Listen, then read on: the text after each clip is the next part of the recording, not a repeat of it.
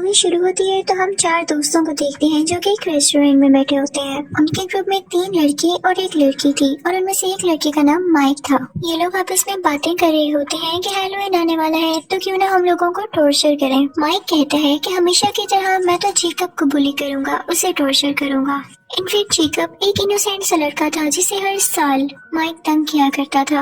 ये प्लान सुनकर उनकी फीमेल फ्रेंड उन्हें मना करती है कि तुम लोगों को ऐसे किसी को तंग नहीं करना चाहिए और जेकब का क्या कसूर है जिसे तुम लोग हर साल सताते हो। तो माइक कहता है कि तुम्हारे सवाल में ही तुम्हारा जवाब है कि हम उसे हर साल सताते हैं और ये अब हमारी आदत बन चुकी है। तुम क्या जानो कि उसे सताने में कितना मजा आता है। वो लड़की उस ग्रुप में मौजूद अपने बेस्ट फ्रेंड को भी मना करती है कि ऐसा नहीं करना तुम, लेकिन जब माइक उसकी बात नहीं मानता तो वो वहाँ से उठकर चली जाती है। फिर हम देखते हैं कि माइक और उसका दोस्त खाना खा चुके होते हैं और अब वो जाते हैं मैनेजर के पास बिल पे करने के लिए। तो मैनेजर उनसे पूछने लगता है कि हैलोवीन आ रही है, तुम लोगों के क्या प्लान्स हैं? तो माइक उससे कहता है कि हम एक लड़के को बहुत बुरी तरह टॉर्चर करने वाले हैं जिससे हमें बहुत मजा आने वाला है। तो मैनेजर भी अपना इंटरेस्ट शो करता है और कहता है कि मैं भी जाना चाहता हूँ, मैं भी देखना चाहता हूँ कि तुम लोग कैसे उसे टॉर्चर करोगे। माइक कहता है कि नहीं, ये मेरे और मेरे दोस्तों का प्लान है। तो वो मैनेजर से काफी रिक्वेस्ट करता है और आखिरकार माइक मान जाता है उसे अपने साथ ले जाने के लिए जेकब को टॉर्चर करने। अब हम जान लेते हैं कि जेकब था कौन। वो एक मेंटली लड़का था जिसका दिमाग ठीक से काम नहीं करता था और ना वो ज्यादा कुछ सोच पाता था। उसे कैंडीज खाना बहुत पसंद था और सबसे बढ़ के कॉर्न कैंडी, जिसे वो एक पंपकिन बास्केट में लिए फिरता था। वो एक फेस्टिवल की तरफ जाता है। बेसिकली वो यहाँ पर एक वर्कर के तौर पर आया था। तो फेस्टिवल का ऑनर उससे कहता है कि तुम अपने पूरी लगन से काम करना, पूरे ध्यान से काम करना और याद रहे कोई भी ऐसी हरकत ना करना जिससे तुम्हारी या मेरी बेइज्जती हो, इंसल्ट हो। तो वो ऑनर उससे कहता है कि शो शुरू होने ही वाला है, तुम अपनी तैयारी कर लो। लेकिन जेकब जैसे ही बाहर आता है उसके सामने माइक और उसके वही लोग खड़े होते हैं जो कि इससे तंग करने लगते हैं। लेकिन जेकब ये सब बर्दाश्त करके तंग आ चुका था। वो खुद के डिफेंस में माइक को धक्का दे देता है ताकि उसे कुछ ना कहे। लेकिन माइक को और ज्यादा गुस्सा आ जाता है और वो उसे बहुत मारने लगता है। उसके साथी भी उसे मार रहे थे जिसकी वजह से जेकब वहीं पर मर जाता है। ये सब कुछ होता हुआ माइक की फीमेल फ्रेंड भी देख लेती है क्योंकि वो वहाँ पर छुप के खड़ी हुई थी। उसके दिल को कुछ होने लगता है कि ये लोग कैसे किसी की जान ले सकते हैं। फिर हम देखते हैं कि माइक और उसके दोस्त जब घर जाते हैं तो उन्हें इस बात का कोई रिग्रेट नहीं होता कि हमने किसी की जान ले ली, बल्कि वो कहते हैं कि जेकब की गलती थी। हम हर साल उसे टॉर्चर करते थे और वो हमारा टॉर्चर बर्दाश्त कर लेता था, सह लेता था। लेकिन इसी साल उसने खुद को प्रोटेक्ट करने के चक्कर में मुझे धक्का दिया, तो क्या मुझे गुस्सा ना आता?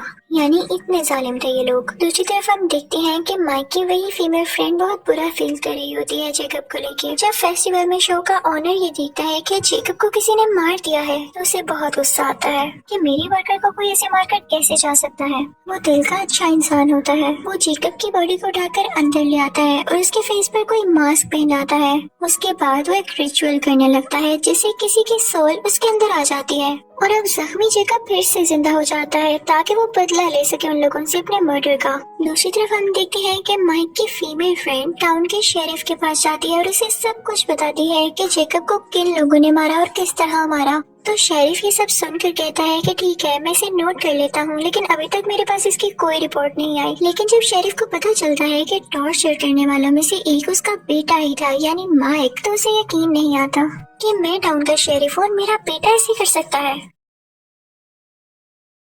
तो वो सीधा उस फेस्टिवल के ऑनर के पास जाता है और उससे पूछता है कि जेकब कहाँ पर है, उसे क्या हुआ था। तो वो ऑनर उससे कहता है कि सबको गलत लगा कि वो मर गया है, वो बस कुछ जख्मी था, अब मैंने उसे रेस्ट करने उसके घर भेजा है। क्योंकि बात तो सच थी कि ऑनर के हरकत के बाद हम जेकब को मरा हुआ तो काउंट नहीं कर सकते थे ना। शेरिफ सीधा जेकब के घर जाता है और दरवाजा नॉक करने लगता है, लेकिन कोई भी दरवाजा नहीं खोलता तो वो वापस आ जाता है। फिर हम माइक की उस फीमेल फ्रेंड को देखते हैं। उसका एक दोस्त उससे मिलने आता है और वो उसे बताता है कि शेरिफ ने इन्वेस्टिगेशन की है और उन्हें पता चला है कि जेकब अभी जिंदा है। ये सुनकर उस लड़की को थोड़ा सुकून होता है कि शुक्र है वो जिंदा तो है। फिर हम देखते हैं कि मैनेजर जिसने माइक के साथ मिलकर जेकब को मारा था वो किसी को बता रहा होता है कि मेरी हेरोइन बहुत अच्छी गुजरी, मैंने बहुत मजा किया पहली बार। और फिर उसके बाद वो वॉशरूम आता है जहाँ पर वही पंपकिन बास्केट पड़ी होती है और उसमें कॉर्न कैंडी होती है। वो उसे खाने लगता है और तभी वहाँ पर जेकब आ जाता है। जेकब उसका पेट चीर कर उसे पूरी तरह से मार डालता है,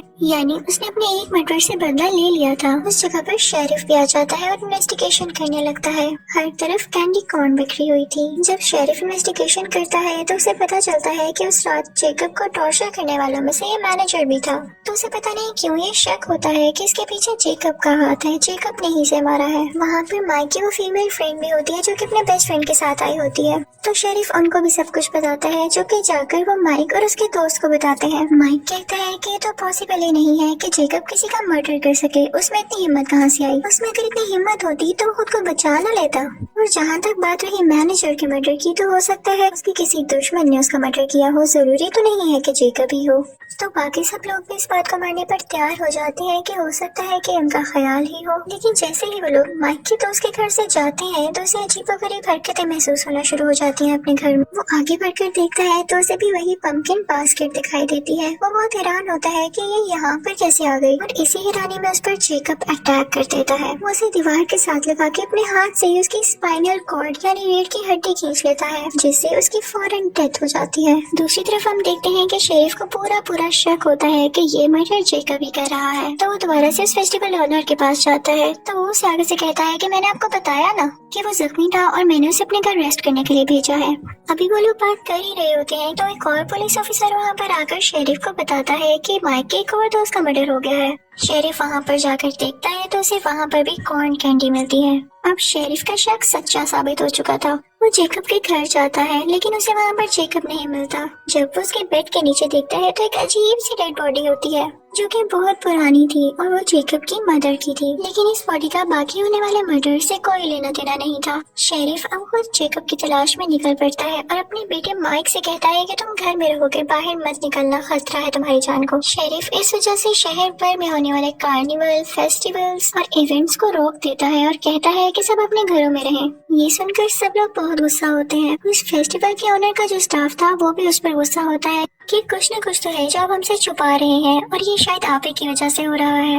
अब हम कमाएंगे किससे? हम तभी उनमें से एक आदमी जिसका नाम बिशप होता है वो उस फेस्टिवल के ओनर से मिलता है और कहता है कि क्या जो तुम कर रहे हो वो ठीक है, तुम जो भी कहोगे मैं इस पर बिलीव कर लूंगा। तो वो ओनर कहता है कि जी बिल्कुल ठीक कर रहा हूँ मैं। हम जैसे लोग, हम जैसे छोटे लोग हमेशा टॉर्चर होते आए हैं और माइक जैसे बड़े लोग हमें टॉर्चर करते आए हैं। ये उनकी आदत बन चुकी है दूसरों को सताना और उनका दिल दुखाना। असल में माइक और उसके साथियों ने ही जेकब को मारा है। मैंने बस उसे जिंदा किया कि वो अपने मर्डर का बदला ले सके। तो आप मुझे बताएं क्या ये गलत बात है? ये बात ऑनर के सब स्टाफ मेंबर्स के सामने भी आ जाती है और वो एग्री हो जाते हैं कि हम इस ऑनर का साथ देंगे क्योंकि सच कह रहा है। टॉर्चर करने वालों के खिलाफ उनके अगेंस्ट कोई ना कोई स्टेप तो लेना होगा। फिर हम देखते हैं कि माइक की फीमेल फ्रेंड और उसका दोस्त एक जगह पर होते हैं। वो लड़की कुछ टाइम के लिए अंदर जाती है और जब बाहर आती है तो देखती है कि उसके दोस्त की डेड बॉडी पड़ी हुई है।